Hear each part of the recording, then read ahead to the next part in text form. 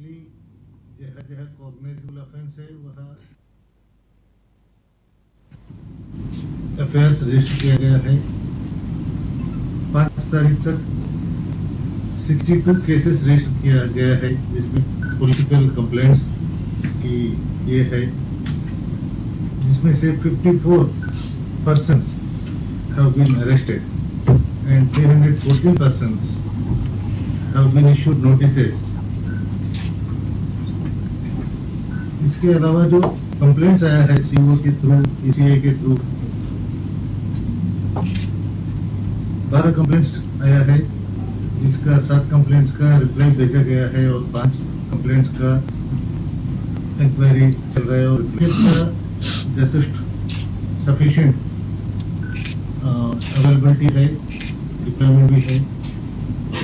इस वजह से हम लोग पूरा लैंड ऑर्डर प्रोग्राम, जितना पॉलिटिकल प्रोग्राम्स हो रहे हैं वो सारे प्रोग्राम्स अच्छे तरह से कवरेज कर पा रहे हैं।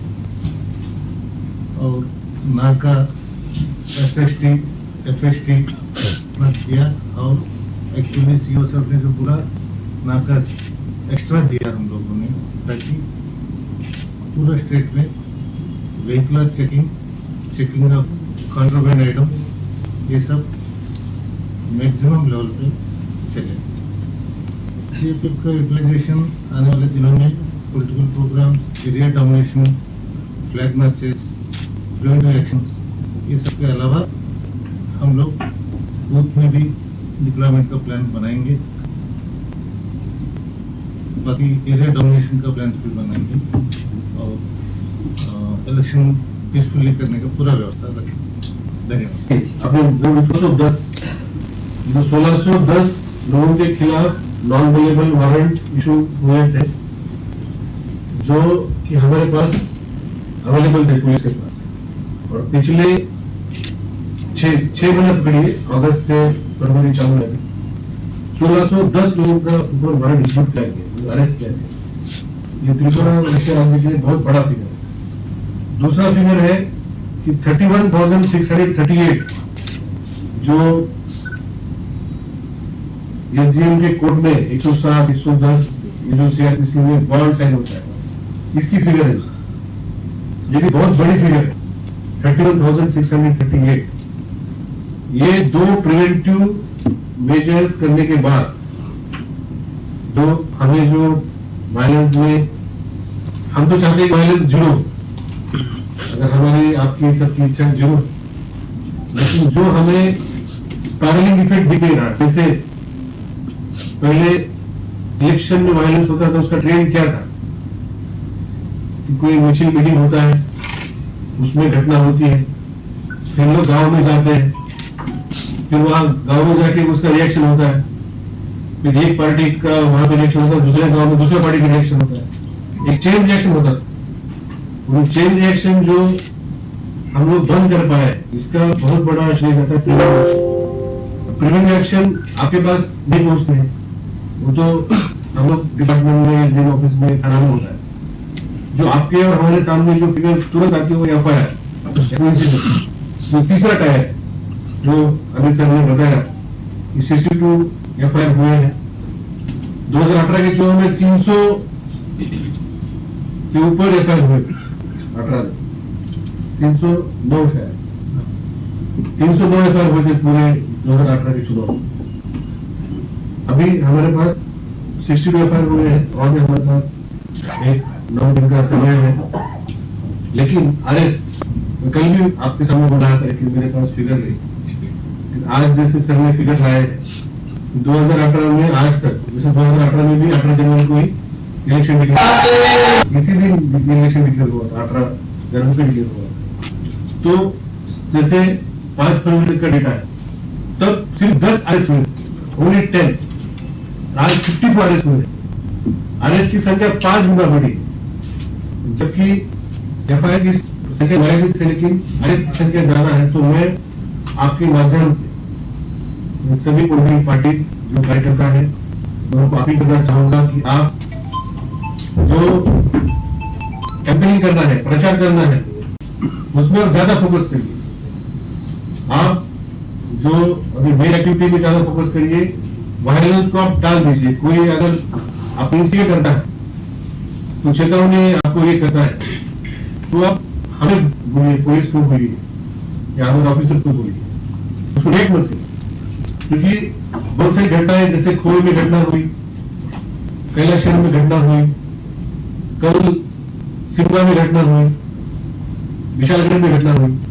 ये जो स्पोरेडिक घटनाएं हो रही है, ये एक ग्रुप इंस्टिगेट करता है, फिर दूसरा ग्रुप पुलिस के पास या ऑफिसर के पास न जाते हुए वही भी रिएक्ट करते हैं, वहीं पे झगड़ा हो रहा है। तो मैं ये अपील करना चाहूंगा कि हम जो वायलेंस तभी कर पाएंगे जब आप थोड़ा सा पेशेंस दिखाएंगे, थोड़ा पेशेंस, थोड़ा मैच्योरिटी, थोड़ा लॉ एंड ऑर्डर का बारे में रिस्पेक्ट दिखाएंगे, तो हम ये अचीव कर पाएंगे। लेकिन घटना अगर हो गई तो ये जो फिगर है ना, सर ने दिखा है यहाँ पे कंप्लेनेंट जो 62 एफआईआर में कितने कंप्लेनेंट है और किनके खिलाफ कंप्लेंट की गई थी, आरएसपी किसको किया गया है, इसमें सभी पार्टियों को मिक्स है। इसमें all parties which are in the contest are also in the complainant accused और आरएसपी भी है, नोटिस भी नहीं। इनकी संख्या करीब करीब जितने कैंडिडेट्स का रेशो आता है उसी रेशो में, तो ये प्रमाण है कि हम लोग मतलब फेयर तरीके से इस केसेस में काम कर रहे हैं। लेकिन हम नहीं चाहते कि कोई भी हेवी हैंडेडनेस से काम करे, लेकिन जरूरत पड़ने से हम पीछे रहते हैं। We will not be lenient, we will come very heavily if there is a violence। और हम जैसे जैसे इलेक्शन के बाद जाएंगे हम उतना सख्त हो जाएंगे, हम उतना सख्त हो जाएंगे कि जो घटना में जितने भी लोग, जैसे कल जो घटना घटी है शिमला में, उसमें 15 लोगों को अरेस्ट किया गया, 50, ठीक है। उसके बाद उन्होंने कुछ समय के लिए रास्ता को किया, लेकिन कोई भी लॉ एंड ऑर्डर अपने हाथ में ना आए। हमारा यही आपके माध्यम से अनुरोध है। अभी जो कैंडिडेट्स है, मैंने आपको उसी दिन मैंने बताया था नॉमिनेशन के दिन कि हम सिक्योरिटी दे रहे हैं।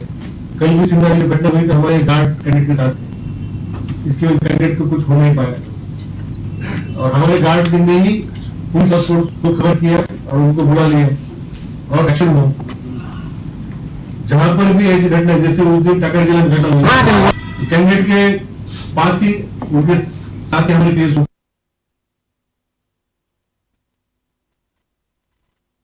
जो कैंडिडेट इलेक्शन एजेंट को वो भी हैक कर रहे हैं, स्टार कैंपेनर है उनको भी हम लोग एडिक्वेट सिक्योरिटी दे रहे हैं। इसमें हमारा काफी बड़ी संख्या में आप लोग पैरामिलिट्री फोर्स, जैसे आप कोई रैली देखते हैं या रोड शो देखते हैं, उसके साथ में बहुत बड़ी मात्रा में आप लोग पैरामिलिट्री फोर्स भी देख रहे हैं। अभी पुलिस स्टेशन के बारे में हमने जो हमारी कमेटी है, स्टेटिंग कमेटी स्टेट लेवल की, जिसमें CEO, state police nodal officer और सीआरपीएफ के अधिकारी हैं, हम डीएमएसपी से इनपुट लेते हैं और उसके ऊपर एक स्ट्रैटेजी तैयार करते हैं। उसके डिटेल में ना जाते हुए मैं आपको इतना ही बताऊंगा कि सभी पोलिंग स्टेशन त्रिपुरा में जितने 3,237 सभी में सेंट्रल पैरामिलिट्री फोर्सेस डिप्लॉय होंगे ये 16 तारीख के इलेक्शन के लिए 100%। इसके बाद भी हमारे पास जहां जहां रिमोट पोलिंग स्टेशन है, जहां पे हमें पहुंचने के लिए आधा घंटा से ज्यादा समय लगता है, तो हम लोग कोई पोलिंग स्टेशन में हम लोग 10 मिनट में पहुंच सकते हैं, लेकिन किसी पोलिंग स्टेशन में हम लोग आधा घंटा तक पहुंच नहीं सकते, क्विक रिस्पॉन्स नहीं दे सकते। उसमें हम लोग दुगना फोड़ देंगे। जहां पे हम लोग आधा घंटा में पहुंच नहीं सकते, वहां पे हम लोग दुगना फोड़ देंगे। जो हमारे बॉर्डर एरिया में है उसमें दुगना फोड़ देंगे, जो हमारे सेंसिटिव एरिया में है उसमें दुगना फोड़ देंगे। तो एक तो पहला प्रिंसिपल है कि सभी पुलिस स्टेशन पैरामिलिट्री फोर्स से कवर होंगे। दूसरा है जो रिमोट है, जो बॉर्डर एरिया में है या पॉलिटिकली या कम्युनली सेंसिटिव है, उसमें दुगना फोर्स दिया जाए।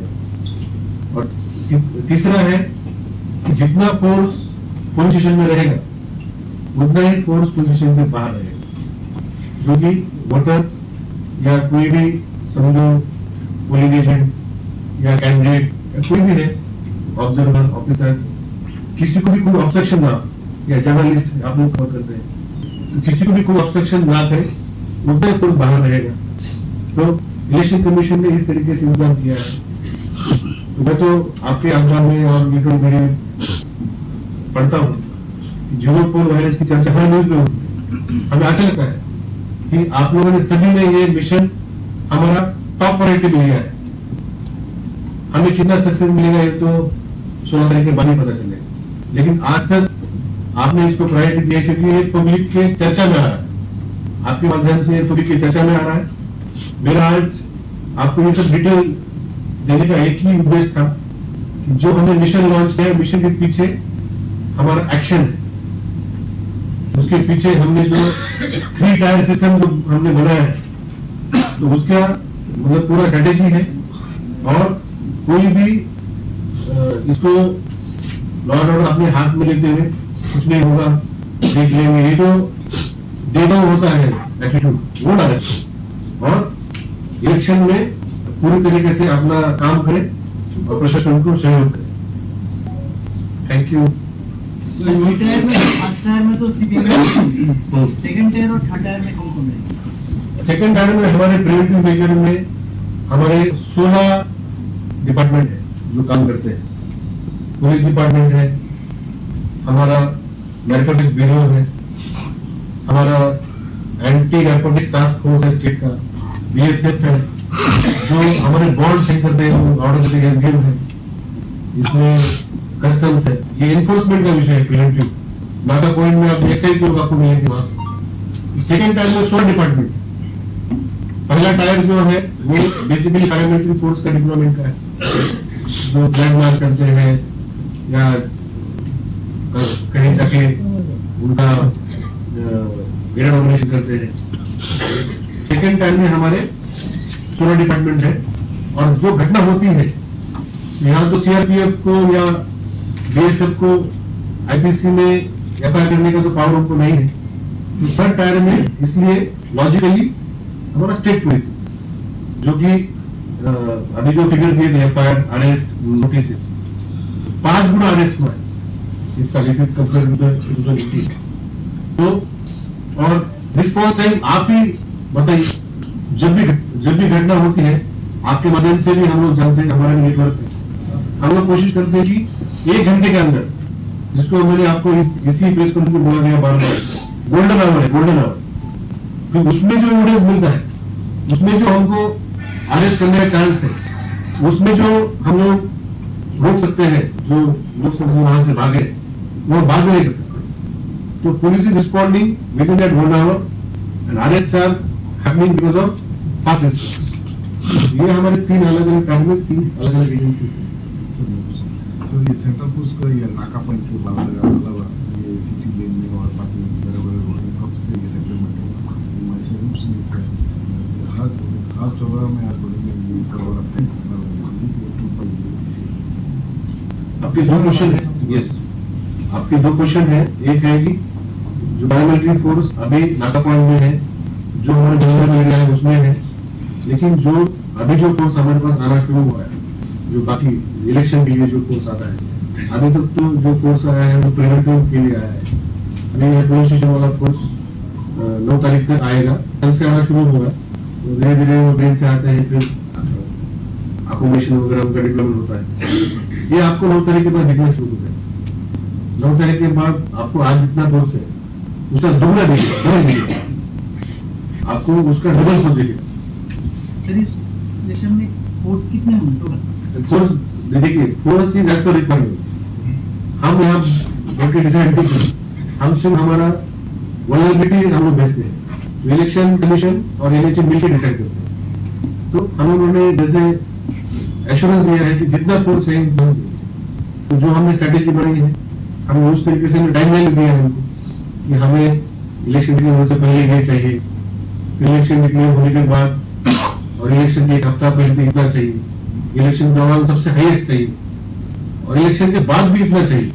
हमने ये भी उनको बता दिया है, हमने ये भी बता दिया काउंटिंग के समय में इतना चाहिए।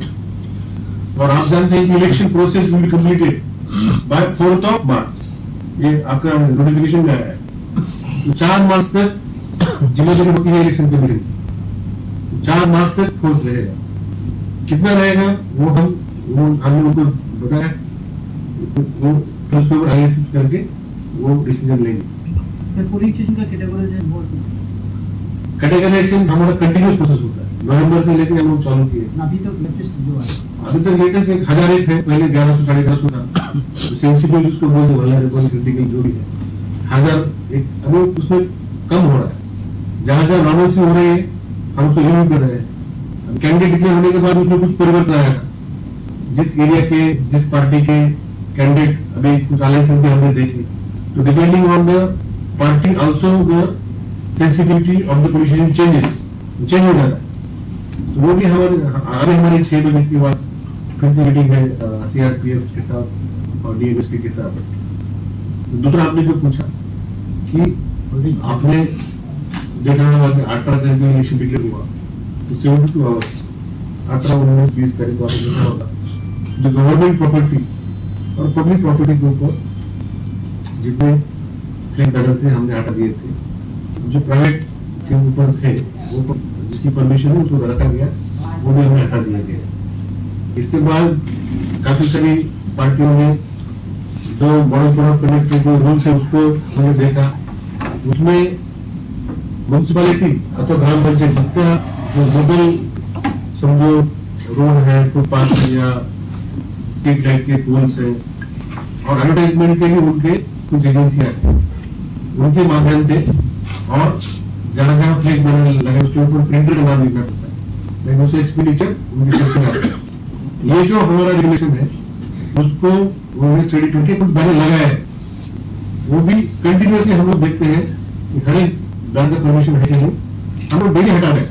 लेकिन हमें अभी ऐसा मतलब जब हमारी टीम जा रही है टाइम स्क्वायर, तब हमें दिख रहा है कि 90% केस में परमिशन दिया है। अभी भी 10% हमें मिलते हैं जो परमिशन नहीं मिला, हम उसको हटा देते हैं। बट अभी काफी सारे जो लगे वो परमिशन दे रहे हैं। ये कंटिन्यू होगा ना? ये कंटिन्यू होगा। ऐसा नहीं है, क्या होता है कि उनके स्टाक एलिमेंट चेंज होते हैं, उनको भी चेंज करना पड़ता है फोटो में, तो रियलिटी है ना। तो हम भी तो आग बंद करके काम नहीं करते, ठीक है। अगर उन्होंने समझो हमने उनको बोला कि एक बैनर आप बुक कर लीजिए, कमर्शियल बैनर बुक कर लिया 1 महीने के लिए, उसमें वो चेंज कर सकते हैं। उसमें हमें सिर्फ चाहिए उसका परमिशन, आपके पास म्यूनसिपैलिटी का परमिशन है और आपने उसके ऊपर कौन उसका खर्चा करने वाला है, पार्टी खर्चा करने वाली है, कैंडिडेट खर्चा करने वाला है, हमें ये तथ्य चाहिए। तो इसी हिसाब से हमारा एक्सपेंडिचर मॉनिटरिंग होता है। फिर उसका साइज भी है, बैनर के साइज भी दिए गए हैं। ये साइज के बैनर होर्डिंग हो सकता है, ये साइज का बैनर रास्ते के बाजू में लग सकता है, ये साइज का बैनर कोई पोल पे लग सकता है, या फिर अभी मैंने देखा नया सिस्टम आया है ग्राउंड के ऊपर भी कुछ ऐसा स्टैंड जैसा लगा है। वो भी सब हमने साइजेस नॉर्मली डिस्ट्रिक्ट लेवल पे मीटिंग होती है पॉलिटिकल पार्टी की के साथ, उसमें साइज फिक्स होते हैं। सर एक चीज़ देखिए, 2 दिन पहले अब तो रजिस्ट्रेशन से इलीगल बांग्लादेशी कुछ पर्सन डिटेन किया गया है। सर इसका मतलब भर में तो कुछ पेट है कि लोग आ सकते हैं, तो इलीगल वोटर भी आ सकता है, तो आप लोगों की आप व्यवस्था है?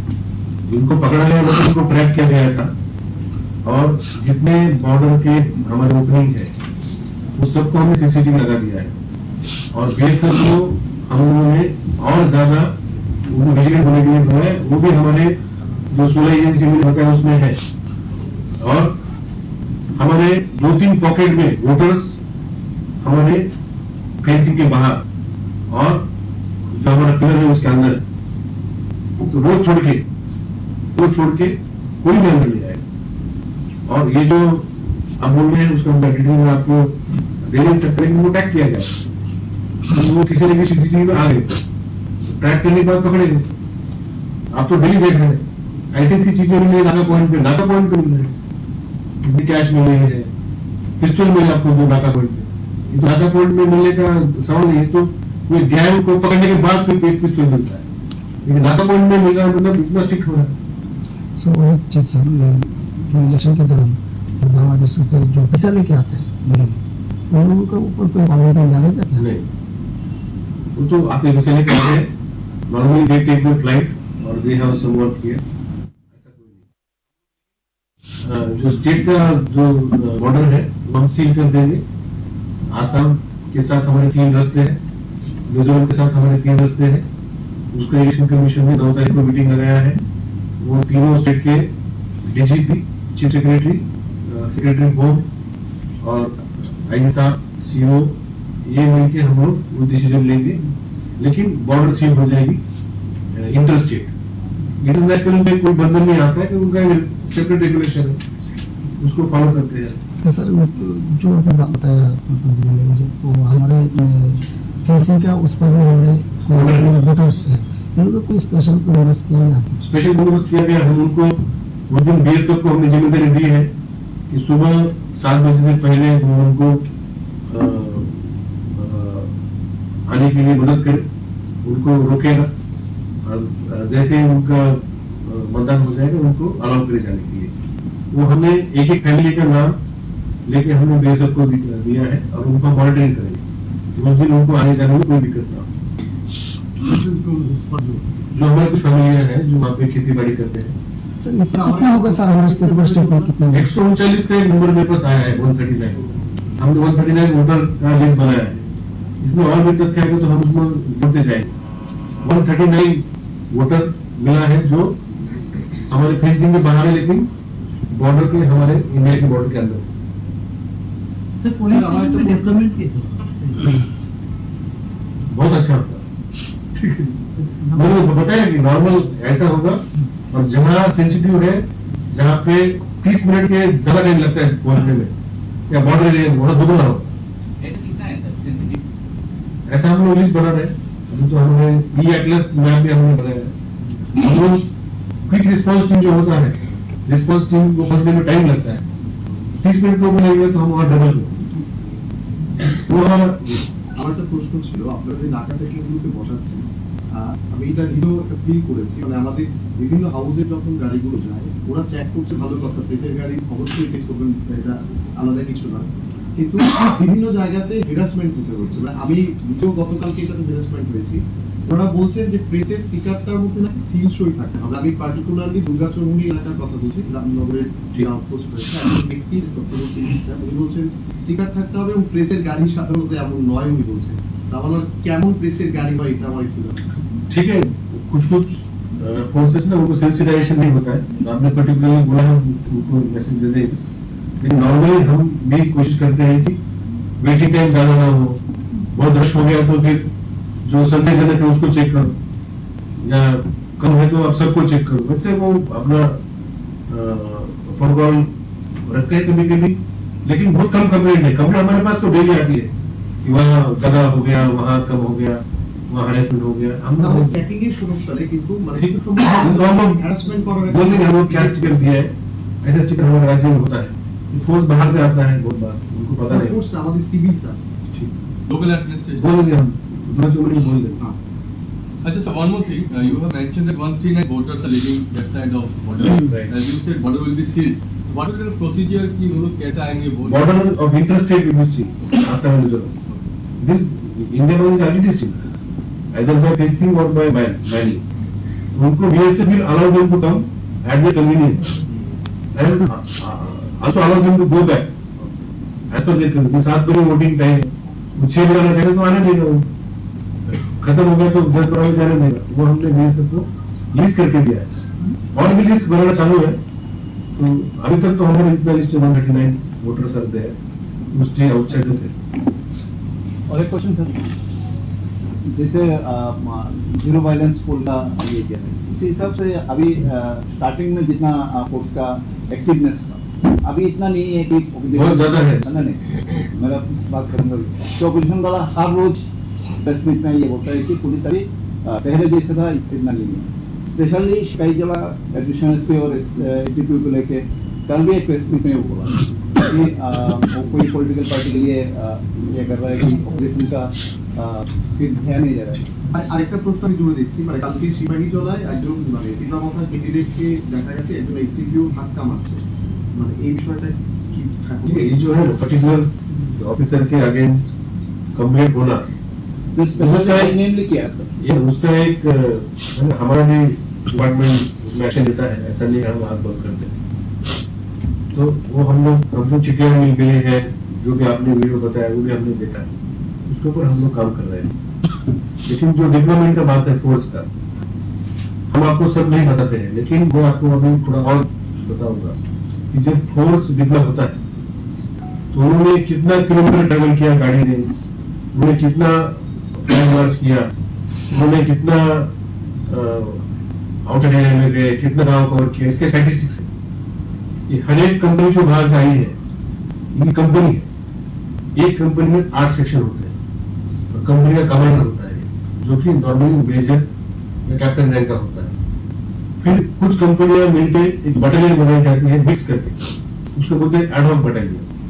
समझो सीआरपीएफ का 4 कंपनी है, 2 कंपनी है आईटीबीपी का, 2 कंपनी है जो बीएसएफ का, तो 8 कंपनी की एडहॉक बटालियन होती है।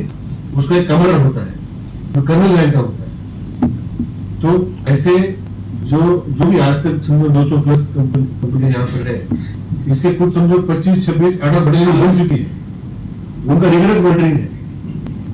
मतलब आप जो बोले कम नहीं, कम कैसे कम नहीं, इसकी एक्टिविटी ज्यादा है क्योंकि हम हमारे जो आरओ है और डीएम है, उनको सुबह शाम में फोर्स कमांडर के साथ मीटिंग होती है विद एसपी एसडीपीओ, उनको ये सब डिटेल देना पड़ता है क्योंकि हम उनको गाड़ियां दी है, पेट्रोल डीजल फूड दिया है, रहने की व्यवस्था की है।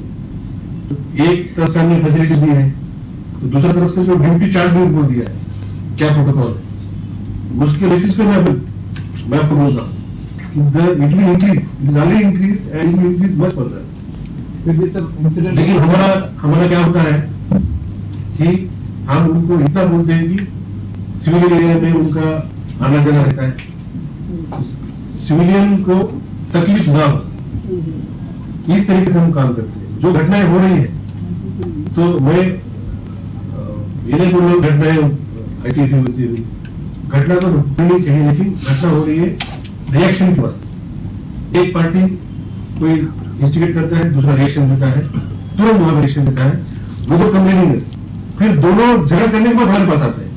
लेकिन ऐसा बहुत कम है, इसने समझ दिया हमारे पास आया, फिर हमने कार्रवाई की, दोनों झगड़ा करके हटेंगे, तो झगड़ा करने के पहले एक भी नहीं आता। ये एक ट्रेंड चेंज होना चाहिए। समझो आपको किसी समझ दिया, अभी एक आया था, ये हमें एयरपोर्ट पीएस का मामला था, एक जगह मुझे कॉल रिकॉर्डिंग भेजा, मुझे भेजा डायरेक्टली, सर मुझे जान से मारने की धमकी दी।